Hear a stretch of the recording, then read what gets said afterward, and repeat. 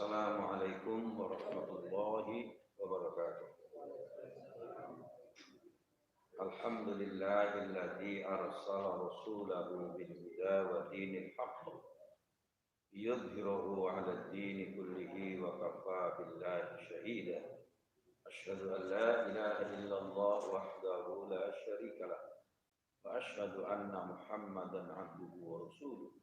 Allahumma shalli wa sallim ala hadzal nabiyyil amin sayyidina wa maulana Muhammadin wa ala alihi wa ashabihi wa tabi'in wa man tabi'ahum bi ihsanin ila yaumiddin amma ba'd.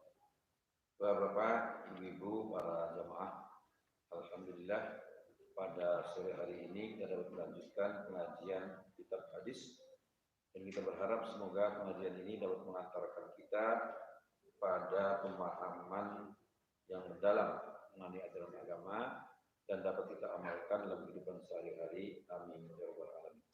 Kita awali dengan membaca umul kitab Al-Fatihah.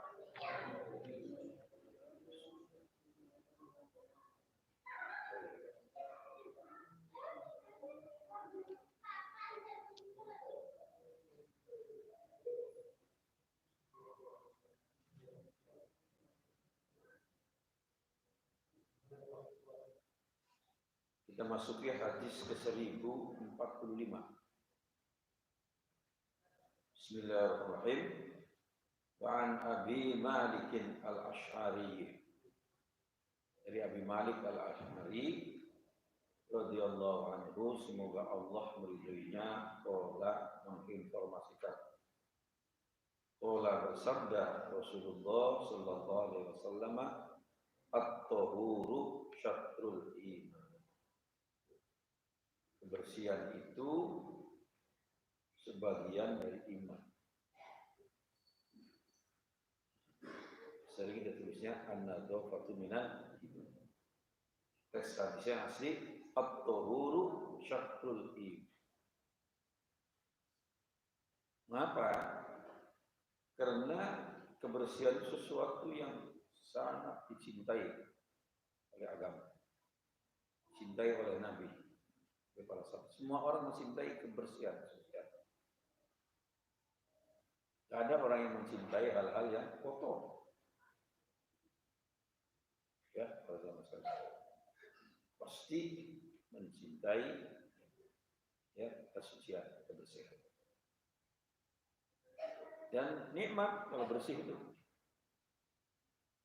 Tapi kalau kotor,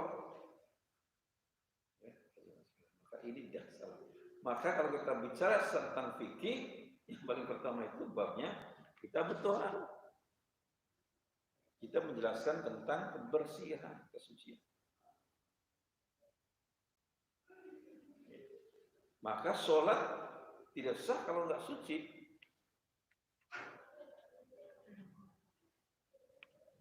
Suci lahir harus suci batin. Suci lahir itu jasad kita, semua pakaian kita tidak terkena najis. Suci batin apa? Kita mensucikan diri dari penyakit-penyakit rohani. Kita tidak suudzon, tapi harus husnudzon. Kita tidak hasad. Kita tidak dendam kepada orang lain.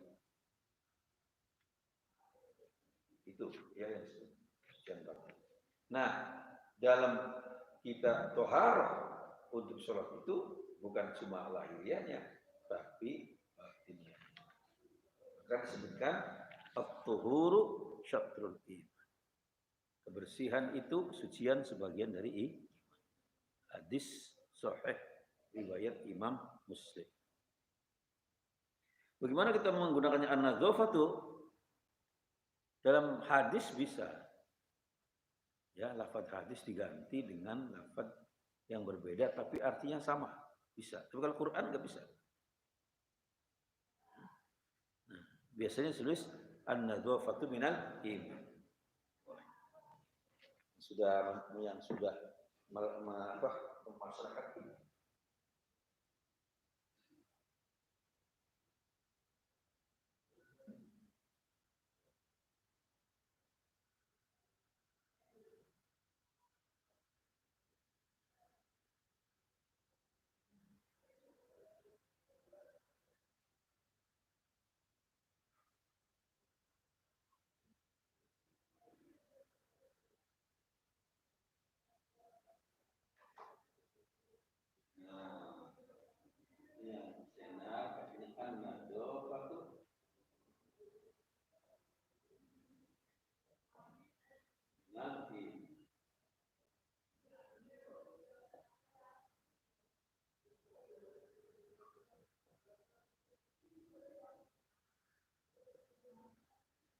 satu bagian. Min juga bagian sama, ya. Ini juga bagian dari sebagai dari satu bagian sama. Ini yang sering boleh ini sama. Menggunakan hadis dengan isi yang sama tapi lafaznya berbeda. Sinonim, kesamaan. An-nadhafatu ay at-tahur. At-tahuru ay an-nadhafah. Baik, kita lanjutkan hadis berikutnya. Wa an Umar bin Al-Khattab, dan dari Umar bin Khattab radhiyallahu anhu, semoga Allah meridhoinya, anin Nabi, dari Nabi sallallahu alaihi wasallam, qala, bersabda, ma minkum min ahadin, tidak ada seorang di antaramu, yatawaddau, yang berwudu, wa yublighu ay fayusbighu, kemudian wudunya itu betul-betul sempurna. Yusbihul wudu'a, wudunya belum sempurna. Tsumma qala, setelah wudu selesai, dia berdoa atau membaca lafaz asyhadu an la ilaha illallah wahdahu la syarikalah wa asyhadu anna Muhammadan abduhu wa rasuluh. Itu doa setelah wudu. Allahumma ij'alni minat tawwabin waj'alni minal mutatahhirin. Tambahan itu boleh. Illa futihat lahu abwabul jannah, kecuali bagi orang itu dibuka pintu surga as-samaniyatu, yang 8. Di pintu surga itu ada 8. Yadkhulu min ayyi hasya, dia masuk mau dari pintu mana saja. Kenapa? Apa yusbihul wudu itu, teman-teman sekalian, selain anggota wudu kita benar-benar kita basuh, ya, digosok, ya, anggota wudu kita ini ya, kalau ada cincin nah, menggosok anggota wudu ini merupakan suatu hal yang menurut pandangan ahli kesehatan sangat baik. Karena di anggota wudhu kita itu, di situ saraf-sarafnya sangat sensitif. Jadi digosok, kemudian dibersihkan dengan air, ya, itu akan membuat sel-sel tubuh kita hidup, tidak mati. Termasuk kaki, Pak. Maaf ya, ini diselang-selang ini, bikin sore kata Nabi, dengan ya selang-selang. Di belakangnya ini, di bawahnya. Ya. Itu. Coba kalau orang itu pijit refleksi, di mana pijitnya, Pak? Refleksi. Di bawah sini kan? Nah, waktu kita wudhu itu lebih sempurna. Karena apa? Dengan air. Dan rutin. Pijit refleksi berapa kali? Sebulan. Enggak kan? Enggak. Itu juga bayar. Nah, ini setiap kita wudhu, bayangkan Bapak. Bagaimana enggak sehat? Ya. Tapi yang sering kita biar udah enggak, harus isbahul wudhu. Betul-betul itu menyehatkan.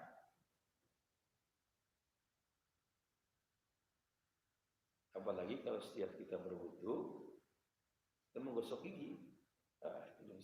Ya, laula an asyqa ala ummati la amartuhum bisiwaki 'inda kulli shalah. Kalau saya tidak memberatkan umatku, pasti aku perintahkan kepada mereka untuk menyikat gigi setiap akan sholat wudu. Siwak itu sebetulnya kalau kita sekarang menyikat gigi, Pak. Dulu belum ada sikat sebenarnya. Ambil kayu arok segini panjangnya, ujungnya dikerat, dianukan ke parut. Jadi itu kan kayak sikat.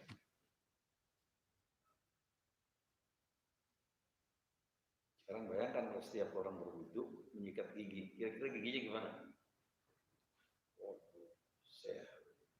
Sebesar dokter gigi nggak laku, Pak. Orang semua giginya mulutnya sehat. Sebab mulut itu terganggu bau sebab biasanya dari gigi, Pak. Giginya kotor, ada yang berlubang, ada yang. Jadi kalau bernafas mengganggu orang sebelah kita. Maka Nabi Islam diperhatikan betul itu.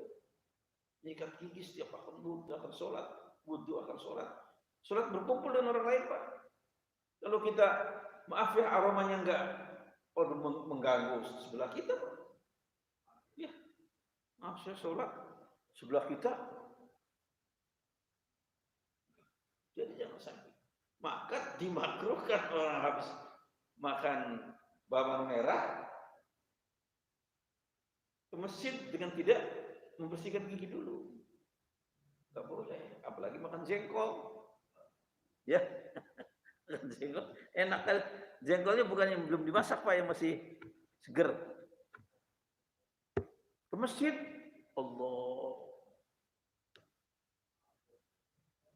Ya itu ya. Jadi Islam itu sangat memperhatikan supaya kita tidak harus menyenangkan orang lain sekitar kita.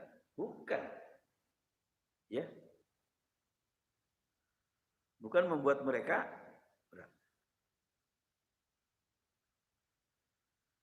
ya, tapi Pak Zaki kita memahaminya siwak itu jadi boleh, nggak apa-apa, itu pemahaman ya. Siwak terus. Ya, tapi kalau pakai siwak itu masih perlu juga gosok gigi karena kalau itu yang di dalam belum bilang, ya. Jadi ini para jemaah sekalian isbahul wudu. Maka di sini kata Nabi,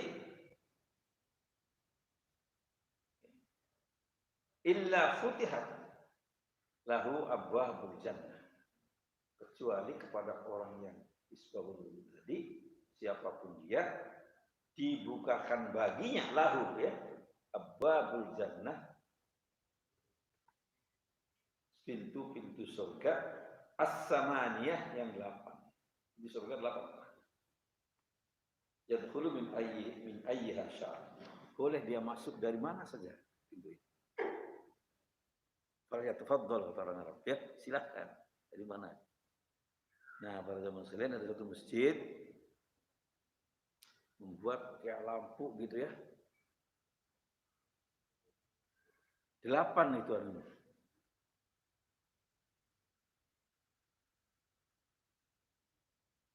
Ya, 8. Orang nyari gimana ini? Kenapa enggak 5 aja? Lambangnya bintang.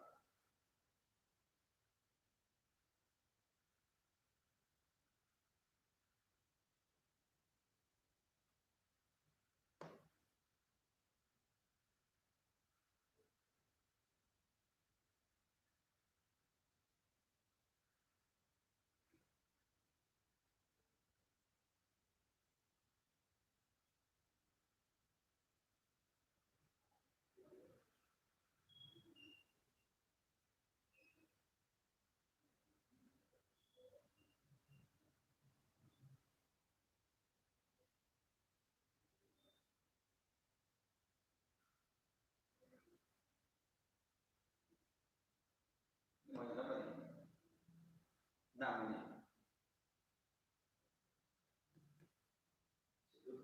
bintang batin. Ini gambar orang Yahudi. Ini 6, sekarang 5. Ya.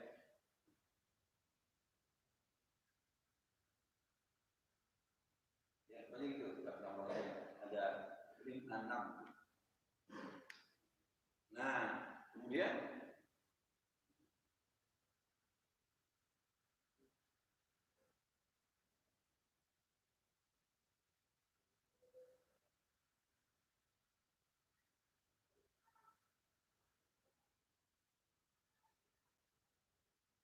berapa ini?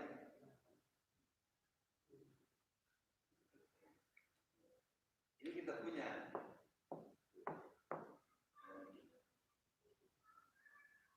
Jadi mana itu Pak? Ambilnya. Memang boleh lah. Seginya 8. Saya katakan itu mengambil dari jumlah pintu surga. Akhirnya masjid itu udah bagus gitu. Ya, jadinya bingung. Kalau bintang 6 ini lambangnya orang Yahudi, ya. Kita bintang 5 atau 5 itu ya, 8. Jadi lambang pintu surga, ya. Jadi bayangkan para jemaah sekalian, kata Nabi, futihat dibuka lahu untuknya abwabul jannati, pintu-pintu surga as-samaniyah yang 8. Yadkhulu min ayyiha syaa. Dia boleh masuk ke dalam pintu surga itu di mana yang dia sukai. Mana saja. Dari 8 tadi. Kita masuki sekarang babul azan. Bab mengenai fadlul azan, keutamaan azan.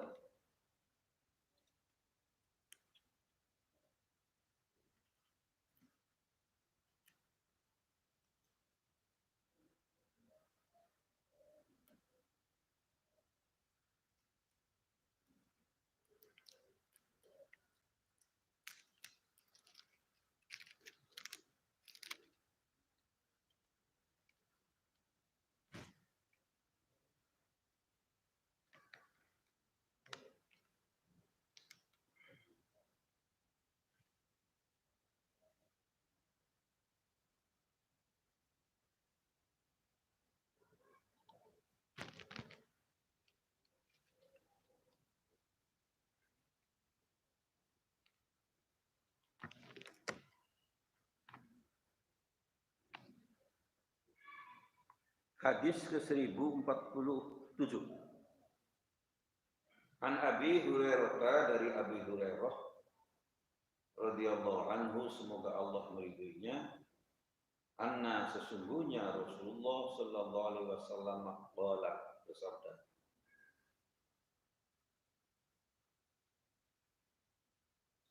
"Lau ya'lamun nasu ma fin nida'i was-saffil awwal." Kalau sekiranya manusia mengetahui tentang apa pahala dari menyampaikan azan, was-saffil awwal, dan saf yang pertama, summa lam yajidu illa ayyastahimu, kemudian tidak jumpai dia untuk dua hal itu, azan dan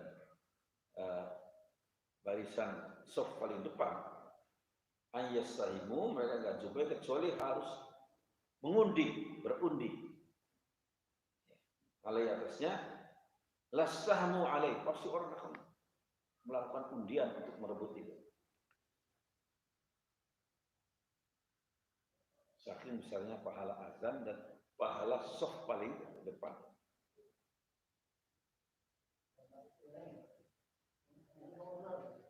Ya, jadi itu saf paling depan. Walau ya'lamuna ma fi tahjiri lastabaqu ilaih. Kalau sekiranya mereka mengetahui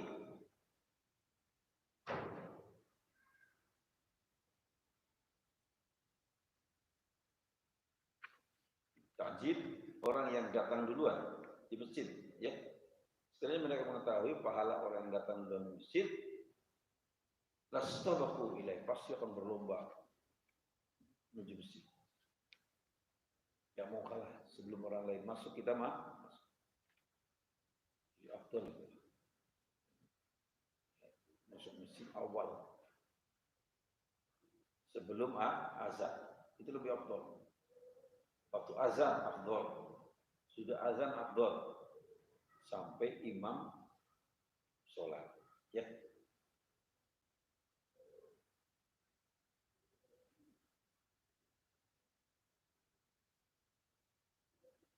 Walau ya'lamuna, sekiranya mereka mengetahui ma'fil atamati, apa pahala sholat isya, atama sholat isya, wasubhi, dan sholat subuh, la atauhuma, pasti mereka akan mendatangi sholat isya dan sholat subuh itu, walau habwan, meskipun mereka merangkak. Kalau kamu tahu pahalanya sholat subuh dan sholat isya, Oh pasti datang sholat, meskipun kamu nggak bisa jalan, merangkak, ngesot kalau gitu ya. Habban itu bahasa kita ngesot. Bahasa Indonesia apa ngesot itu? Merangkak, merangkak beda sebetulnya ya. Merangkak itu sebenarnya anak kecil baru merangkak itu. Kalau ngesot itu ya ngesot.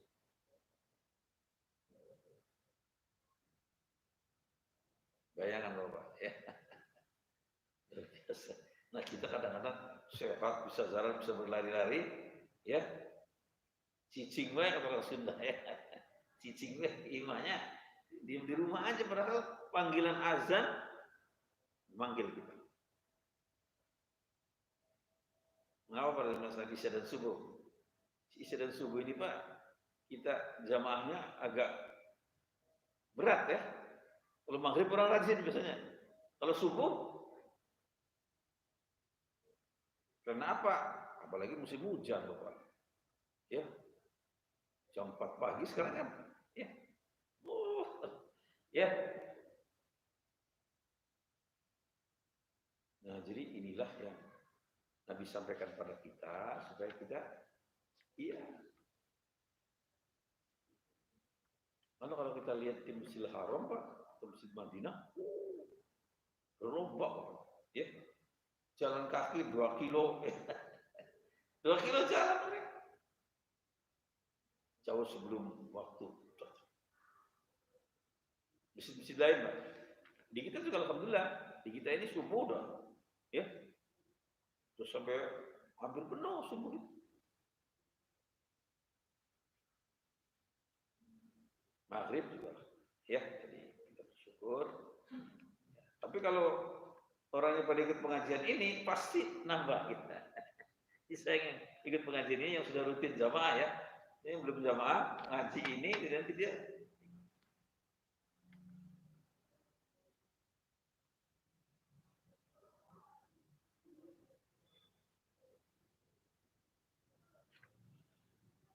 hadis sahih muttafaqun alaih. Disepakati oleh Imam Bukhari dan Muslim. Wa'an Muawiyah dan dari Muawiyah hadis 1048 radhiyallahu anhu, semoga Allah meridhoinya, qala berkata, sami'tu aku mendengar Rasulullah sallallahu alaihi wasallam yaqul, bersabda, apa kata Nabi? Al muazzinuna, orang-orang yang biasa azan,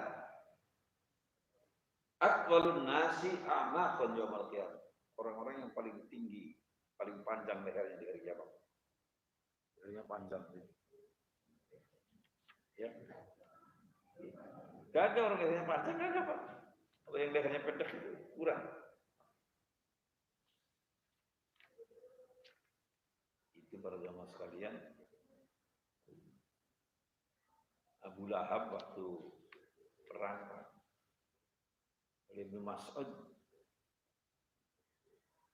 para jamaah sekalian, udah dipegang, nggak bisa apa-apa deh Pak, Ibnu Mas'ud. Tinggal masih bersandar dia Pak.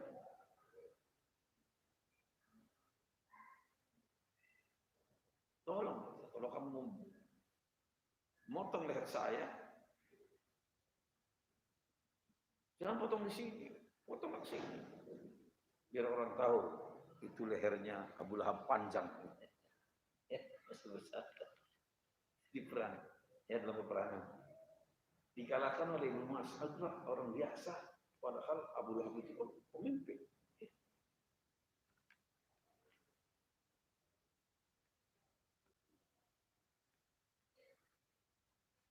Yang lehernya panjang menunjukkan orang tua. Mengapa? Karena dia selalu azan.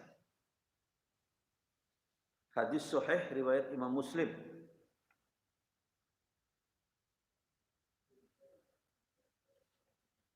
Wa an Abdullah bin Abdurrahman, dari Abdullah bin Abdurrahman ibni Abi Su'su'ah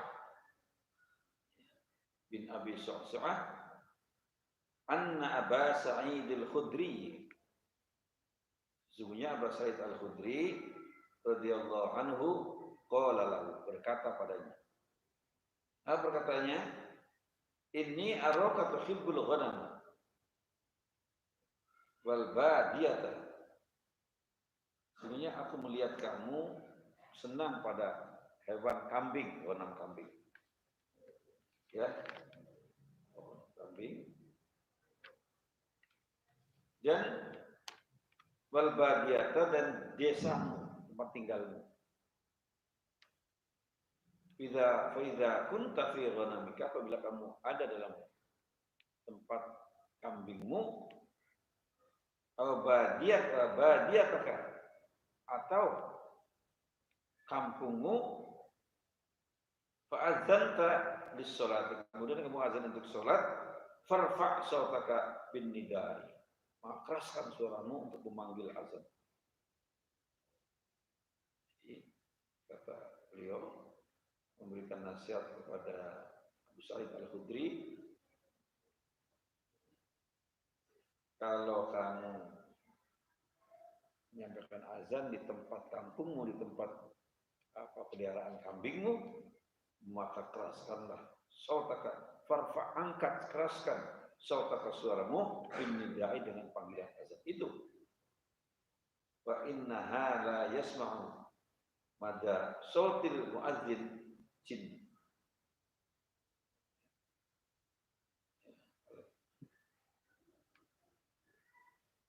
Karena sungguhnya tidaklah mendengar suara, ya, kerasnya suaramu, suara muazin, jin dan wala insan, jin maupun manusia, wala syai'un sesuatu illa syahidalahu, yang dia akan menjadi saksi. Siapa yang mendengarkan azan kita, apakah dia jin atau manusia atau yang lain, itu jadi saksi di akhirat. Oh, itu saya dengar azannya dia. Ya, azan sekali. Jadi begitu pahalanya azan. Banyak menjadi saksi. Ada perintahkan suaranya keras dulu, Pak. Kalau sekarang ada pengeras suara. Dulu nggak ada. Mengapa Bilal dipilih oleh Nabi sebagai muazzin?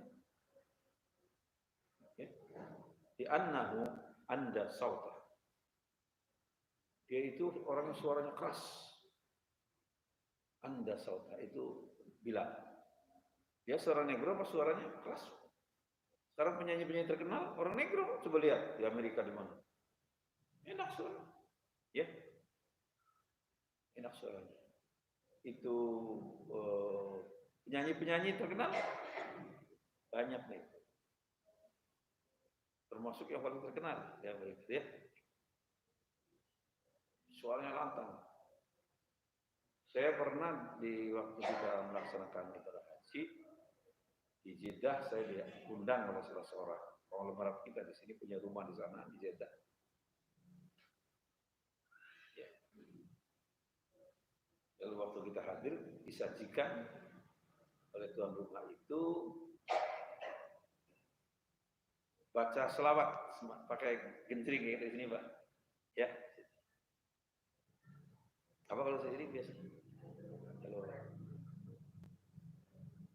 yang kita di sini kalau ada itu apa namanya? Kalau mau ditutup adro, ya. Nah, itu orang negro yang butuh selawat. Wah, suaranya besar suaranya. Genjringnya besar. Baca selawat, suaranya berdusta. Nah, jadi itulah mengapa di antaranya Nabi memilih Bilal. Kalau sekarang sudah ada pengeras suara, ya. Siapa aja bisa pengeras suara. Tapi kalau dulu itu.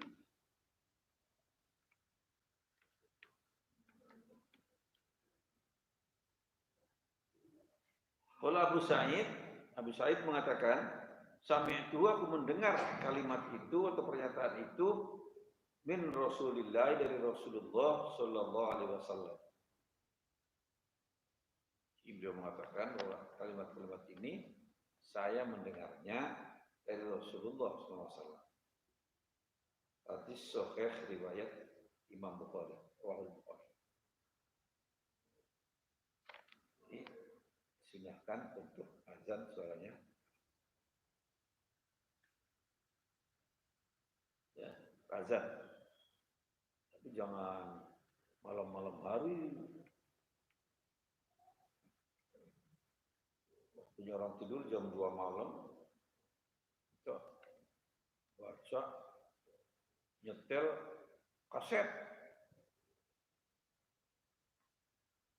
Jam 2 malam, tetangga kita semua terganggu, yang nyetel kasetnya tidur. Iya, nggak boleh ya, mengganggu orang lain. Kita boleh zikir, jangan sampai mengganggu orang lain. Kalau waktu azan subuh itu sudah subuh nggak boleh. Nggak bisa ada orang melarang azan subuh, ya. Keras azan subuh, biar kedengaran. Kalau malam-malam waktunya orang tidur, ya. Yang mau wirid sendiri silahkan. Jangan menggunakan pengeras suara keluar, mengganggu orang lain, nggak boleh. Tapi kalau azan subuh, harus kedengaran orang lain, didengar semua lingkungan, termasuk azan yang lain. Hadis ke-1050. An Abi Hurairah, dan dari Abi Hurairah radhiyallahu anhu, semoga Allah meridhoinya, berkata, bersabda Rasulullah sallallahu alaihi wasallam, "Idza nudiya bis-sholati adbar syaitan." Apabila dibacakan azan untuk sholat, adbar syaitan, syaitan berlari tumbang langgar. Walahu dorotun, berlarinya sambil kentut, saking takutnya itu. Berlarinya sambil kentut.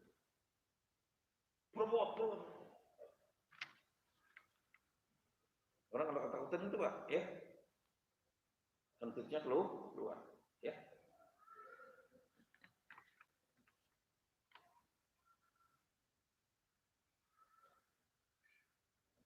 Hatta la yasma'u ta'zina, sehingga dia tidak mendengar suara azan lagi. Harus menghindari syaitan. Fa idza qudiya nida, kalau azannya sudah selesai, akbara, dia kembali lagi Pak, syaitan ini. Kembali ke kita, masjid tadi.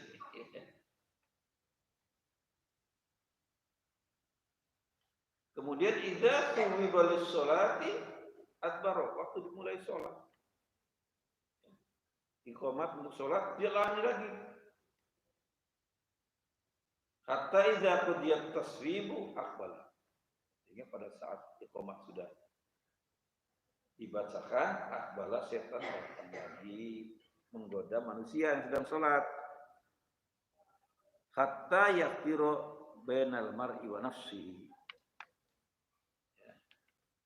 sehingga seorang dengan dirinya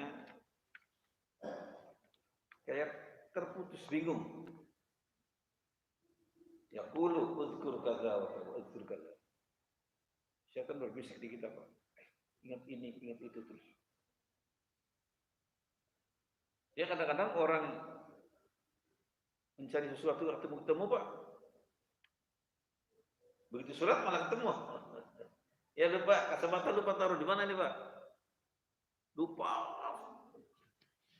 Itu sholat. Yang menunjukkan sholatnya kan diganggu oleh setan.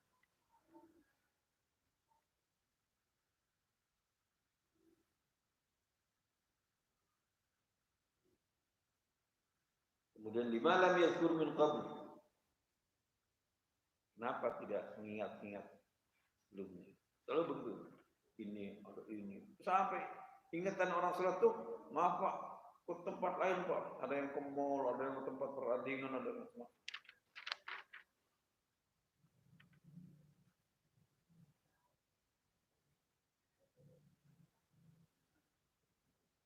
Hatta yadhalla rajul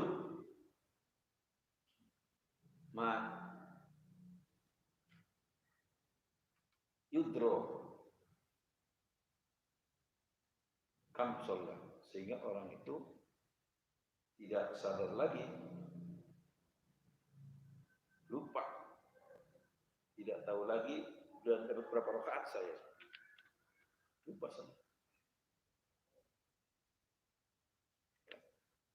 Ini menunjukkan bahwa setan itu terus menggoda manusia sampai waktu sholat.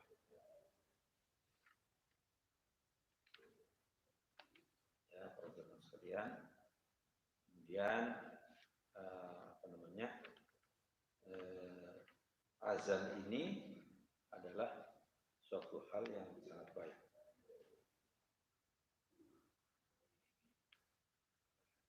Lihat azan ya, itu untuk sholat itu pahalanya besar teman-teman sekalian. Waktunya sedikit lagi, silakan ada pertanyaan sampai hadis ke 1050 ya. Ada pertanyaan silakan. Iya Pak.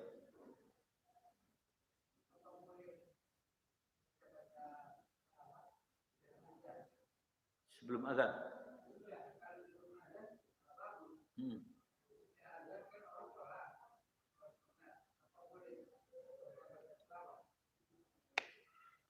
Itu selawat. Kalau bacaannya ringan aja, nggak mengganggu, nggak apa-apa. Ya, kalau keras, hindari. Kalau pelan, nggak mengganggu orang sholat sunnah. Ada lagi? Silakan. Ya, silakan. Ya.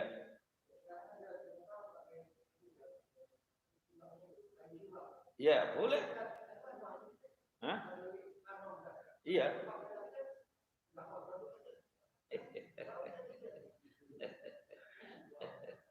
Ya itulah makanya pemahamannya itu ya, siwak. Ya sebaiknya sih ditaruh di ada plastiknya ya. Nah, agak itu ya, jadi enggak. Memang kayu siwak itu menyehatkan gigi, betulnya. Nah sekarang kan dibikin odol, ya, Timur Tengah itu kayu siwak dibikin odol Pak, ya. Tapi kalau orang yang masih tradisional bersiwak juga bagus lah, begitu aja, ya. Soal pemahaman nggak bisa dirombak, nggak bisa dirombak. Saya sih pakai siwak begini, ya udah silakan bagus, ya enggak ada salah.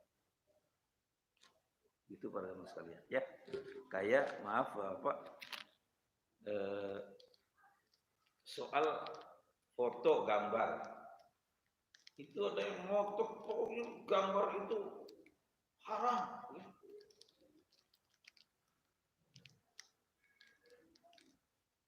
Jadi saya tanya, kamu punya KTP enggak? Punya? Gambarnya ada enggak? Ada. Paspor ada gambarnya enggak?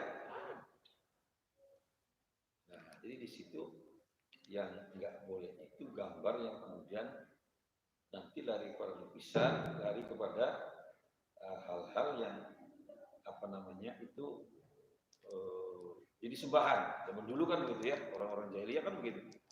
Orang-orang jahiliyah dulu menyembah patung itu dulunya enggak sengaja menyembah awal-awalnya. Dia melukis tokoh-tokohnya, orang kebanggaan dia dilukis Pak. Masih nggak puas dibikin patung untuk mengenang semulanya. Lama-kelamaan disembah, nah itu yang nggak boleh. Di agama itu maksud saya pemahamannya harus bisa diterapkan dalam kehidupan sehari-hari. Semua. Saya dulu waktu di Timur Tengah foto dikejar-kejar siapa? Syuf taswir haram. Sampai sembunyikan itu. Karena dia ngejar saya terus, saya tunjukin uangnya mereka Pak. Nih, apa ini? Fulus. Ada gambarnya enggak? Ada. Lah, kamu pakai saya bilang. Diam aja nih. Ya diam aja. Ya. Di uangnya ada gambar yang dikantongi dia. kantong kamu. Diam akhirnya dia. Jadi itulah hal-hal yang supaya kita bisa pemahamannya berkembang, ya. Jangan sampai kaku, nggak bisa paham lebih jauh. Baik, para jemaah sekalian, waktunya cukup. Ya, masuk waktu Isya. Kita akhiri dengan membaca alhamdulillah. Alhamdulillah. Wassalamualaikum warahmatullahi wabarakatuh.